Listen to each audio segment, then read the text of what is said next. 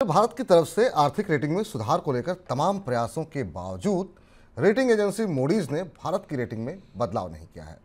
Moody's ने पिछले हफ्ते भारत की रेटिंग जारी की है और पहले की तरह रेटिंग को Baa3 पर बरकरार रखा है।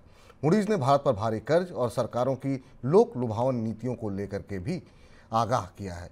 सर, हमने देखा कुछ एक जो रेटिंग एजेंसी थी S&P फिच की तरफ से कुछ सकारात्मक टिप्पणियां आई, लेकिन मूडीज की तरफ से कोई बदलाव नहीं किया गया। मोदी ने भी टिप्पणी तो भारत को लेकर यह कहा है कि भारत की आर्थिक विकास दर G20 देशों में अच्छी रहेगी, लेकिन दूसरी तरफ से देखना जरूरी, पिछले 4-5 साल से भारत की सरकार इन रेटिंग एजेंसियों के साथ लगातार कवायद कर रही है कि वो भारत की साख में थोड़ी सी बढ़ोतरी कर दें, पर भारत की रेटिंग जो है वो भी सबसे निचले स्तर की जो रेटिंग है वहां पर बनी हुई है। फिच, S&P, मूडीज, इन तीनों ने भारत को लोएस्ट इन्वेस्टमेंट ग्रेड की रेटिंग दे रखी है, और जो भारत के लिए महत्वपूर्ण बात है। खासतौर पर जब हम विपुल देखें कि भारत सरकार विदेश में बॉन्ड जारी करने की बात कर रही है या दुनिया के निवेशकों को भारत के बॉन्ड्स में लाना चाहती है, ऐसी स्थिति में इन तीनों एजेंसियों के नज़रिए में कोई बदलाव नहीं हुआ है।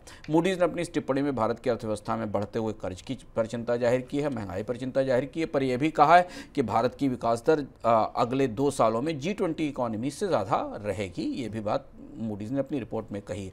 मूडीज़ ने भारत की राजनीतिक परिस्थिति के बारे में भी टिप्पणियां की हैं इस रिपोर्ट में, और ये कहा है कि भारत के अंदर अगर राजनीतिक माहौल अच्छा नहीं रहा तो उसका असर भारत के आर्थिक विकास पर पड़ेगा। भारत में राजनीतिक रूप से, सामाजिक रूप से शांति और सौहार्द की ज़रूरत है, नहीं तो इसका असर अर्थव्यवस्था पर गहरा होगा।